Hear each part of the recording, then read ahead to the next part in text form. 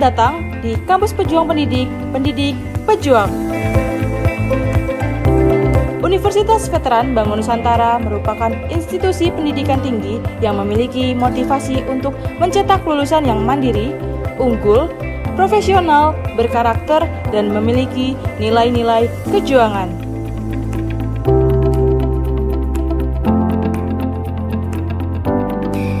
Saya Rektor Universitas Veteran Bangun Nusantara, Profesor Dr. Farida Nugrahani Magister Humaniora. Misi Universitas Veteran Bangun Nusantara adalah terwujudnya universitas yang unggul, berkarakter, mandiri, dan memiliki nilai-nilai kejuangan.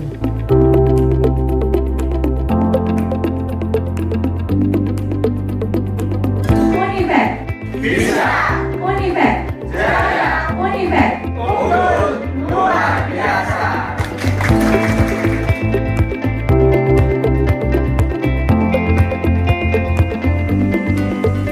Kampus Universitas Veteran Bangun Nusantara terdiri dari 6 fakultas unggulan dan 1 program pasca sarjana.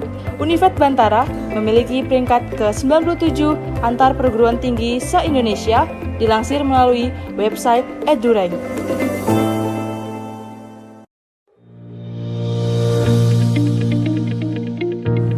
Menyelenggarakan pendidikan yang berbasis pada nilai kejuangan, Univet Bantara didukung dengan kegiatan perkuliahan yang terkelola secara profesional dan difasilitasi dengan sarana dan prasarana yang representatif guna mendukung proses pembelajaran mahasiswa.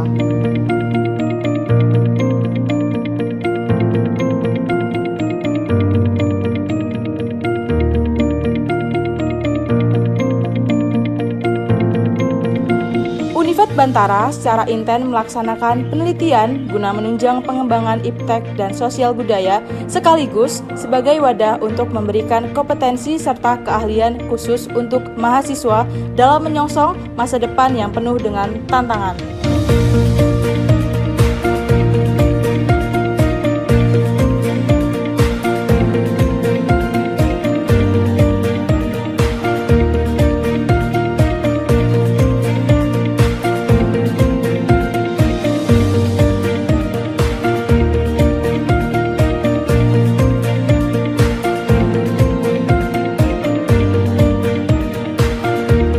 Pengabdian kepada masyarakat merupakan bagian yang secara intensif dan aktif dilaksanakan Univet Bantara dengan melibatkan dosen serta mahasiswa sebagai wadah untuk membentuk karakter serta sebagai bentuk kepedulian sosial dan menjadikan generasi Bantara.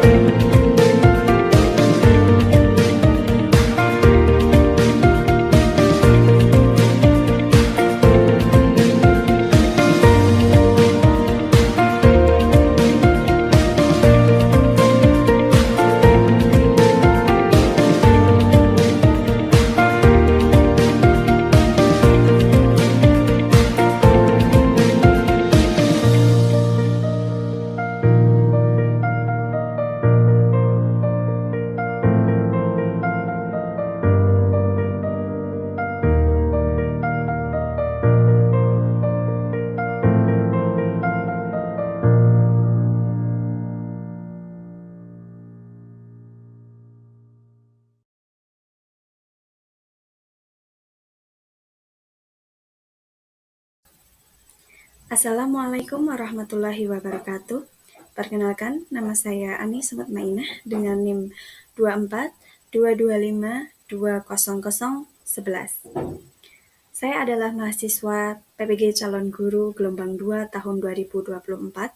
Di sini saya akan mempresentasikan hasil seminar PPG Calon Guru saya di Universitas Veteran Bangun Nusantara Sukoharjo oleh dosen pengampu Dr. Andes Tony Hersan, Magister Hukum. Topik pembahasan seminar yang akan saya sajikan yang pertama, hasil identifikasi diri, yang kedua, review mata kuliah, yang ketiga, hasil refleksi pengalaman belajar, yang keempat, desain inovasi pembelajaran, yang kelima, artefak pembelajaran dan produk pengembangan artefak, dan yang keenam, rencana tindak lanjut. Hasil identifikasi diri meliputi visi pribadi untuk pendidikan Indonesia, visi pribadi sebagai calon guru, dan hal yang akan dilakukan. Visi saya terhadap pendidikan di Indonesia adalah mewujudkan pendidikan yang inklusif, berkarakter, dan berbasis kearifan lokal agar setiap anak memiliki kesempatan yang setara untuk belajar dan berkembang sesuai potensi mereka. Saya percaya bahwa pendidikan harus dapat menjangkau seluruh lapisan masyarakat, menghargai keberagaman budaya, serta membentuk generasi yang tidak hanya cerdas secara akademis, tetapi juga memiliki kepribadian yang tangguh, berakhlak, dan mampu beradaptasi dengan perubahan zaman. Saya ingin menjadi bagian dari gerakan perubahan pendidikan yang menghadirkan pembelajaran bermakna dan relevan bagi kehidupan nyata peserta didik. Sebagai calon guru, saya memiliki visi untuk menjadi pendidik profesional yang inspiratif dan adaptif, serta mampu membimbing peserta didik melalui pembelajaran yang bermakna dan menyenangkan. Saya ingin menjadi guru yang tidak hanya mentransfer ilmu pengetahuan, tapi juga menjadi teladan dalam nilai-nilai kehidupan dan karakter. Dalam peran saya kelak, saya berharap dapat menciptakan ruang kelas yang aman, inklusif, dan menghargai perbedaan, sehingga setiap peserta didik merasa dihargai dan memiliki motivasi tinggi untuk belajar. Untuk mencapai visi saya berkomitmen untuk terus mengembangkan keterampilan pedagogik dan profesional secara berkelanjutan. Saya akan menerapkan metode pembelajaran yang inovatif dan berbasis diferensiasi untuk memenuhi kebutuhan belajar setiap peserta didik. Pemanfaatan teknologi dan sumber belajar yang relevan juga menjadi fokus saya dalam meningkatkan kualitas pembelajaran. Selain itu, saya akan mengintegrasikan nilai-nilai karakter dalam setiap interaksi dengan peserta didik, agar pembelajaran tidak hanya bersifat kognitif, tetapi juga membentuk sikap dan perilaku positif. Saya percaya bahwa kolaborasi dengan sesama pendidik, orang tua, dan masyarakat sangat penting dalam menciptakan lingkungan belajar yang kondusif. Saya juga akan aktif dalam kegiatan pendidikan, penelitian, dan pengabdian sebagai bagian dari kontribusi saya dalam meningkatkan mutu pendidikan secara lebih luas. Mata kuliah yang saya ikuti selama PPG Calon Guru yang pertama adalah Filosofi Pendidikan Indonesia, yang kedua pemahaman tentang peserta didik dan pembelajarannya, yang ketiga pembelajaran berdiferensiasi, yang keempat perspektif sosiokultural dalam pendidikan Indonesia, yang kelima PPKS, pencegahan dan penanganan kekerasan seksual, yang keenam prinsip pengajaran dan asesmen 1 di sekolah dasar dan menengah, yang ketujuh praktik pengalaman lapangan 1, yang kedelapan computational thinking, yang kesembilan pembelajaran sosial emosional, yang kesepuluh prinsip pengajaran dan asesmen 2 di sekolah dasar dan menengah, yang ke-11 seminar pendidikan profesi guru, yang ke-12 praktik pengalaman lapangan, yang ke-13 proyek kepemimpinan. Review mata kuliah yang pertama yaitu pembelajaran berdiferensiasi. Pengalaman belajar pada mata kuliah pembelajaran berdiferensiasi sangat berguna dan menarik bagi saya. Mata kuliah ini membuka wawasan bahwa pembelajaran berdiferensiasi tidak hanya ditunjukkan bagi peserta didik berkebutuhan khusus, melainkan untuk semua peserta didik yang memiliki beragam gaya belajar, minat, dan tingkat kesiapan. Pemahaman ini mengubah cara pandang saya terhadap konsep pembelajaran yang berpusat pada siswa. Beberapa hal yang saya temukan bermanfaat dari pengalaman belajar ini adalah pemahaman mendalam tentang pentingnya mengakomodasi keberagaman peserta didik. Saya belajar bahwa setiap anak memiliki kebutuhan belajar yang unik, dan tugas guru adalah menyediakan ruang belajar yang fleksibel, adaptif, dan responsif terhadap perbedaan tersebut. Saya juga mempelajari berbagai strategi pembelajaran berdiferensiasi, seperti pemetaan kebutuhan belajar, perencanaan strategi yang berbeda, dan evaluasi pembelajaran. Hal ini membantu saya dalam memahami bagaimana merancang pengalaman belajar yang sesuai dengan kebutuhan individu peserta didik. Review mata kuliah berikutnya yaitu Prinsip Pengajaran dan Asesmen 2. Pengalaman belajar yang berguna dan menarik bagi saya selama mengikuti mata kuliah Prinsip Pengajaran dan Asesmen 2 adalah pemahaman yang lebih mendalam tentang peran asesmen sebagai bagian yang tak terpisahkan dari proses pembelajaran. Saya memperoleh wawasan baru tentang mengenai bagaimana seorang guru dapat merancang pembelajaran dan asesmen dengan mengintegrasikan prinsip Understanding by Design atau UBD, pendekatan Teaching at the Right Level atau TARL, dan Culturally Responsive Teaching atau CRT. Ketiga pendekatan ini merupakan hal yang baru bagi saya dan sangat menarik untuk dipelajari karena semuanya berfokus pada kebutuhan nyata peserta didik. Melalui mata kuliah ini, cara pandang saya dalam merancang pembelajaran berubah menjadi lebih berorientasi pada peserta didik. Saya menyadari pentingnya asesmen awal atau diagnostik untuk mengetahui tingkat kesiapan dan kemampuan awal siswa, sehingga strategi pembelajaran dapat disesuaikan secara tepat. Selain itu, saya memahami bahwa penggunaan asesmen formatif yang berkelanjutan dapat memberikan umpan balik yang bermakna, sedangkan asesmen sumatif tetap penting untuk melihat capaian akhir siswa. Kombinasi ketiganya, diagnostik, formatif, dan sumatif, berkontribusi dalam menciptakan proses pembelajaran yang lebih bermakna, efektif, dan berpihak pada peserta didik. Review mata kuliah berikutnya yaitu Praktik Pengalaman Lapangan. Pengalaman belajar yang berguna dan menarik bagi saya selama mengikuti kegiatan PPL di SD Negeri Polokarto 1 adalah kesempatan untuk mengenal lingkungan sekolah secara langsung, termasuk manajemen sekolah, kultur pembelajaran, dan dinamika di dalam kelas. Saya dapat mengamati secara langsung proses pembelajaran yang dilakukan oleh guru, sekaligus mendapat pengalaman praktik mengajar dengan bimbingan dari guru pamong dan dosen pembimbing lapangan.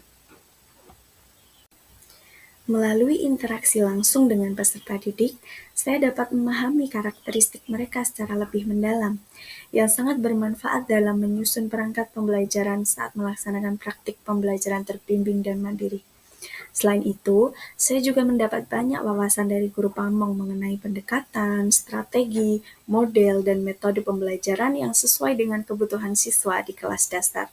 Seluruh pengalaman ini sangat berguna dan bermakna karena saya dapat mengaplikasikan teori yang saya pelajari di berbagai mata kuliah seperti pembelajaran berdiferensiasi, PPA, perspektif sosiokultural ke dalam praktik nyata di lapangan. Saya merasa PPL ini menjadi jembatan penting dalam membentuk kompetensi saya sebagai calon guru profesional. Review pengalaman belajar yang bermakna. Pengalaman belajar yang paling bermakna bagi saya selama mengikuti pendidikan profesi guru adalah saat saya bisa menerapkan teori-teori yang saya pelajari di perkuliahan ke dalam praktik nyata di sekolah melalui kegiatan PPL. Menghadapi dinamika kelas secara langsung, berinteraksi dengan peserta didik yang memiliki latar belakang karakter dan kemampuan yang beragam, membuat saya benar-benar memahami pentingnya menjadi guru yang adaptif dan berpihak pada peserta didik.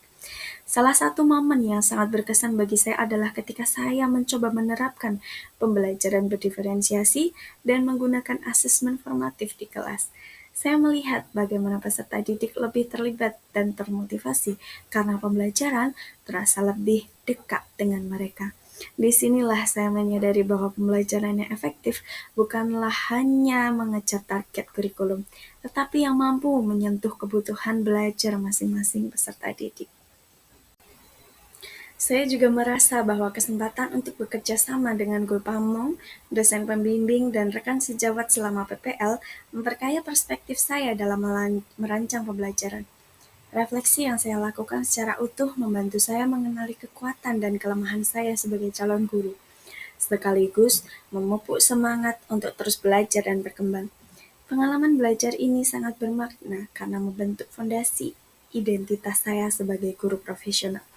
Guru yang tidak hanya mengajar, tetapi juga belajar dari peserta didik, dari pengalaman, dan dari lingkungan. Saya belajar bahwa menjadi guru bukan hanya soal menyampaikan materi, tetapi soal memfasilitasi proses tumbuh kembang anak secara utuh dan bermakna.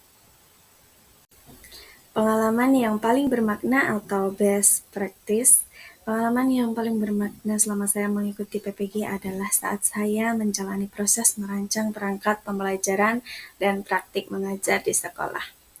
Merancang perangkat pembelajaran menjadi pengalaman yang sangat berkesan karena untuk pertama kalinya saya benar-benar menerapkan prinsip-prinsip pedagogis yang telah saya pelajari, seperti understanding by design, pembelajaran berdiferensiasi, dan pendekatan teaching at the right level atau TRL. Saya belajar bahwa perangkat pembelajaran bukan hanya dokumen formal, melainkan alat penting untuk mengarahkan pembelajaran agar lebih berpihak pada peserta didik. Dalam proses ini, saya melakukan pemetaan kebutuhan belajar peserta didik, menentukan tujuan pembelajaran yang bermakna, menyusun asesmen yang sesuai, serta merancang kegiatan belajar yang aktif dan kolaboratif. Tantangan terbesarnya adalah bagaimana menyesuaikan strategi pembelajaran dengan tingkat kesiapan dan karakteristik peserta didik di kelas. Tetapi justru dari tantangan inilah saya banyak belajar untuk menjadi guru yang lebih reflektif dan kreatif. Sedangkan saat praktik mengajar, saya mengalami langsung bagaimana teori bertemu dengan realitas kelas. Saya menghadapi peserta didik dengan latar belakang dan kemampuan yang beragam, dan saya harus benar-benar mampu mengelola kelas dengan sabar dan fleksibel. Saya menerapkan pembelajaran berdiferensiasi melalui strategi seperti diskusi kelompok, media pembelajaran visual, serta asesmen formatif berupa kuis ringan dan refleksi harian. Saya juga menggunakan pendekatan yang menyenangkan seperti game untuk memfasilitasi pembelajaran Pancasila yang sebelumnya saya rancang dalam perangkat. Ketika melihat peserta didik terlibat aktif, memahami materi, dan menunjukkan kemampuan belajar, saya merasa sangat terharu dan termotivasi. Pengalaman ini mengajarkan saya bahwa menjadi guru bukan hanya soal menguasai materi, tetapi soal membangun hubungan yang hangat dan bermakna dengan peserta didik, serta menciptakan suasana kelas yang aman untuk belajar dan bertumbuh.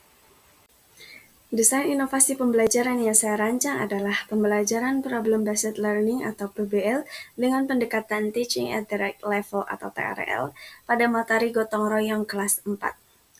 Dilatar belakangi oleh selama praktik mengajar di SD Negeri Purwakarta 1, saya mengamati bahwa peserta didik memiliki tingkat pemahaman yang berbeda-beda terhadap konsep gotong royong.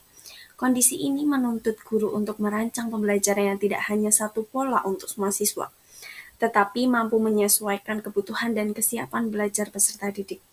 Berdasarkan hal tersebut, saya menyusun modul ajar berbasis problem-based learning dengan integrasi teaching at the right level dan pembelajaran berdiferensiasi proses.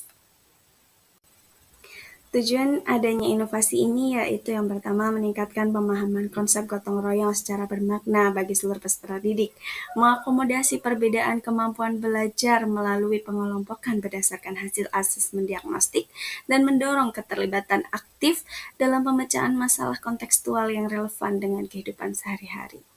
Desain dan langkah inovasi yang pertama adalah asesmen diagnostik awal.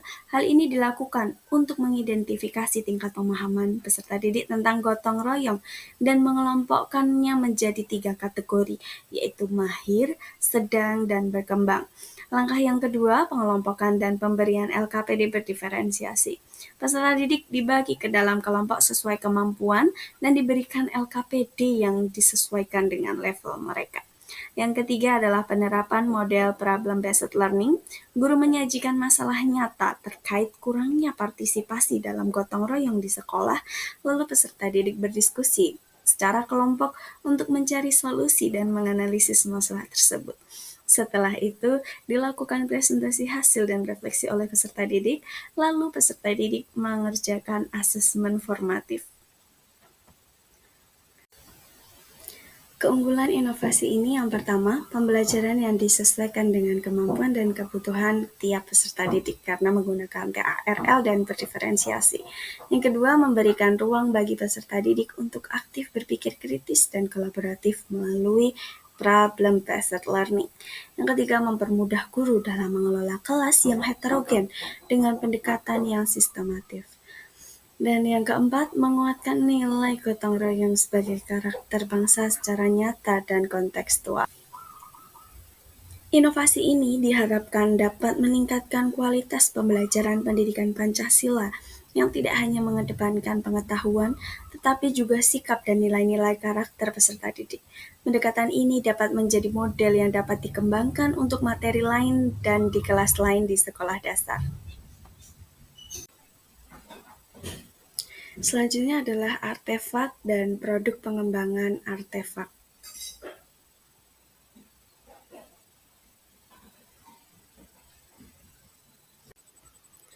Artefak yang saya pilih adalah yang pertama, modul ajar pendidikan Pancasila materi gotong royong. Modul ajar ini merupakan hasil dari perancangan dan penerapan inovasi desain pembelajaran yang saya lakukan selama kegiatan PPL di SD Negeri Polokarto 1. Modul ini menggunakan model Problem-Based Learning atau PBL dengan pendekatan Teaching at the Right Level TARL dan diferensiasi proses. Produk pengembangan artefak pembelajaran yang saya pilih adalah artikel PTK saya dengan rekan sejawat saya yang berjudul Penerapan Project Based Learning atau PJBL untuk meningkatkan kemampuan berpikir kreatif siswa kelas 5 SD Negeri Polokarto 1 tahun 2025. Artikel ini sudah disubmit di Skolaria, Jurnal Pendidikan dan Kebudayaan terindeks Sinta. Artikel ini saya tulis bersama rekan sejawat saya, Nina Hardiana dan Safitri, di bawah bimbingan dosen pembimbing Pak Tony Harsan dan guru pamong Ibu Cinta Triwinani Putranti. PTK ini dilaksanakan sebagai bentuk refleksi dan perbaikan pembelajaran melalui model pembelajaran PJBL dengan pendekatan CRT, yang bertujuan meningkatkan kemampuan berpikir kreatif peserta didik. Sebagai calon guru profesional, saya menyadari bahwa proses pembelajaran adalah siklus yang berkelanjutan. Oleh karena itu, saya merancang rencana tindak lanjut. Yang pertama, mengidentifikasi kebutuhan peserta didik. Langkah pertama yang akan saya lakukan adalah melakukan asesmen diagnostik dan observasi awal untuk mengenali latar belakang, minat, dan kesiapan belajar peserta didik secara menyeluruh. Pembelajaran dari mata kuliah pemahaman peserta didik dan pembelajarannya mengajarkan bahwa pemetaan karakteristik peserta didik yang akurat sangat penting agar saya dapat menyesuaikan metode, media, dan pendekatan pembelajaran secara tepat. Yang kedua, mengembangkan dan menerapkan pembelajaran berdiferensiasi. Berdasarkan hasil asesmen dan refleksi kelas, saya akan mengembangkan strategi pembelajaran berdiferensiasi yang mencakup variasi dan konten, proses, dan produk pembelajaran. Yang ketiga, mengintegrasikan nilai sosial emosional dan karakter Pancasila. Selain aspek kognitif, saya akan menanamkan nilai-nilai sosial emosional dan karakter Pancasila dalam setiap kegiatan pembelajaran. Melalui mata kuliah pembelajaran sosial emosional dan filosofi pendidikan Indonesia, saya memahami bahwa peran guru bukan hanya mengajar materi pembelajaran, tetapi juga mendidik karakter peserta didik. Oleh karena itu, saya bertekad menumbuhkan nilai empati, gotong royong, tanggung jawab, dan kesadaran diri agar peserta didik tidak hanya cerdas secara akademik, tapi juga berkepribadian baik dan siap hidup berdampingan secara harmonis dalam masyarakat. Demikian yang dapat saya sampaikan. Semoga apa yang saya bagikan dapat menjadi inspirasi dan bukti semangat saya dalam mewujudkan pendidikan yang berpihak pada peserta didik. Terima kasih. Wassalamualaikum warahmatullahi wabarakatuh.